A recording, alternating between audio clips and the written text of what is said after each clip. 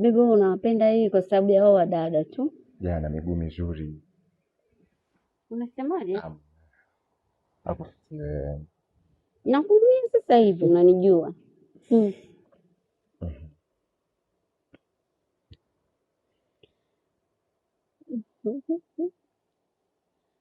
Ona.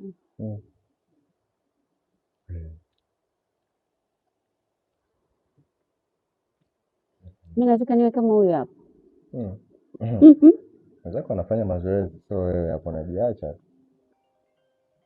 Nataka niwe kama yule na mimi nitafanya mazoezi nitakuwa kama yule.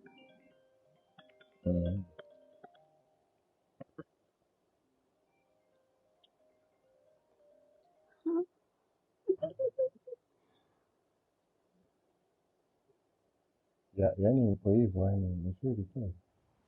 Mbona simu umeficha?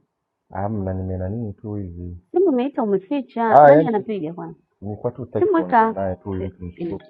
Ni msumbufu. Unajua mimi sitaki kupokea hii simu kwa sababu ina matatizo hii simu. Yaani ananisumbua na hela ananidai. Yaani naomba waache. Na unajua hela simu. God have mercy upon us. Mochwali? Mochwali. Mimi nimemsave hivyo anakera sana huyu mshikaji. Yaani mimi simuelewaje. Hii simu leo utapokea? Na ukipokea utaongea. Tena nataka uongee kwa nguvu. Mochwali hao.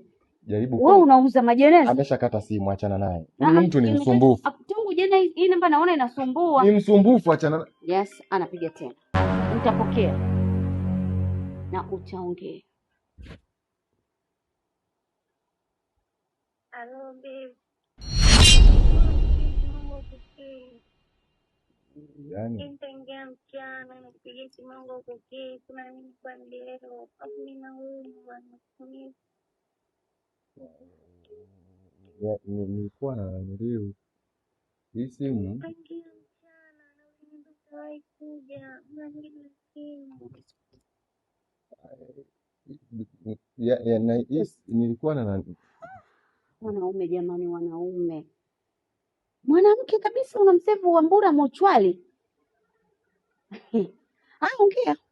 Ongea naye. Ongea.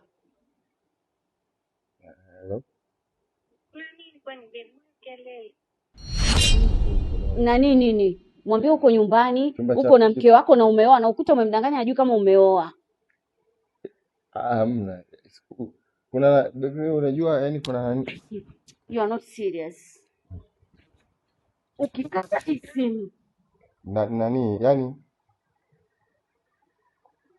Okay. Sawa. Endelea na malaya wako.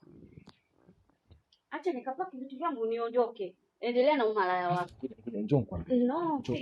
Yaani mwanamke unamsevu Wambura Mochwali. Sasa sinamaanisha huyu hana maana kuliko wewe. Okay. Nimeteleza. Unajua William, usifanye hivyo.